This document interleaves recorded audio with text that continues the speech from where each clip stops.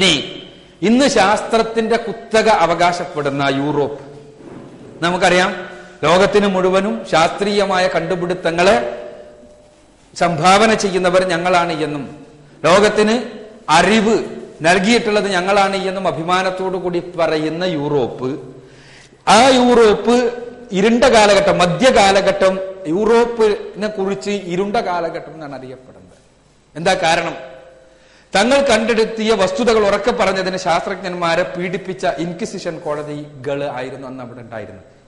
ശാസ്ത്ര ചരിത്രത്തിൽ നമ്മൾ കാണുക, ഈ കാലഘട്ടത്തിൽ ശാസ്ത്രീയമായ അടിത്തറയുണ്ടായ കാലഘട്ടത്തിൽ, ഇന്നത്തെ ശാസ്ത്രീയ അന്വേഷണത്തിന്റെ അടിത്തറ വളർന്നു വന്ന കാലഘട്ടത്തിൽ യൂറോപ്പിന്റെ നിലപാട് ആ ശാസ്ത്രീയമായ അറിവുകളെ മുഴുവനും തന്നെ അമർത്തുക എന്നത് തന്നെയായിരുന്നു.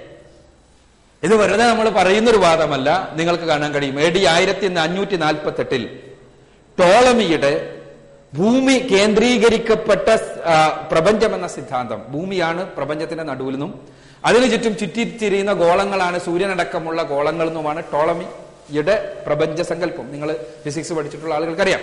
അങ്ങനെ ഈ ടോളമിയുടെ പ്രപഞ്ച സങ്കല്പത്തെ ചോദ്യം ചെയ്തുകൊണ്ട് സൂര്യനാണ് കേന്ദ്രമെന്ന സിദ്ധാന്തം മുന്നോട്ട് വെച്ചയാളാണ് കോപ്പർനിക്കസ്. ആ കോപ്പർനിക്കസ് ശക്തമായി വിമർശിക്കപ്പെട്ടു.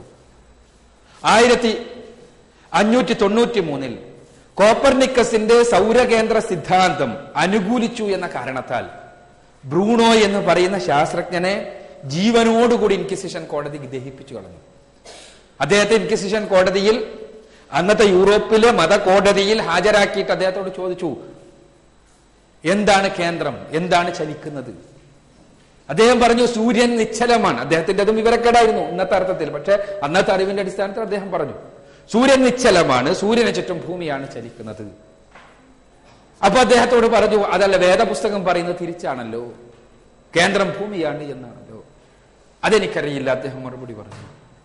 എന്നാൽ ഇവിടെ അദ്ദേഹത്തോട് ചോദ്യം ചെയ്തപ്പോൾ അദ്ദേഹം പറഞ്ഞു, ഞാൻ ഇത് മാറ്റിപ്പറയാൻ തയ്യാറുണ്ടോ താങ്കൾ എന്നാണ് ചോദ്യം. അപ്പോ അദ്ദേഹം പറഞ്ഞു, ഞാൻ മാറ്റിപ്പറഞ്ഞാലും ഇല്ലെങ്കിലും തിരിയുന്ന ഭൂമി തിരിയും, നിശ്ചലമായി നിൽക്കുന്ന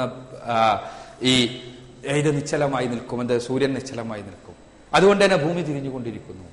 ഇത് പറഞ്ഞ ഉടനെ തന്നെ അദ്ദേഹത്തെ ആ കോടതിയിൽ വെച്ച് തന്നെ ബന്ധിച്ചിട്ട് പച്ചയായി കത്തിച്ച് കൊല്ലുകയാണ് ചെയ്യുന്നത്. 1593 സംഭവിച്ചത്. ഇതേപോലെ നിരവധി സംഭവങ്ങൾ നമുക്ക് കാണാൻ കഴിയും.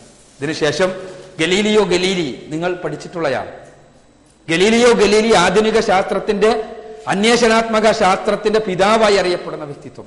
അദ്ദേഹം ഇതേ കാര്യം പറഞ്ഞതുകൊണ്ട് അദ്ദേഹത്തിനെ പീഡിപ്പിക്കുകയും വീട്ടുതടങ്കലിൽ വെക്കുകയും ചെയ്തു. ഇങ്ങനെ ഒരുപാട് സംഭവങ്ങൾ ഞാൻ വിശദീകരിക്കും.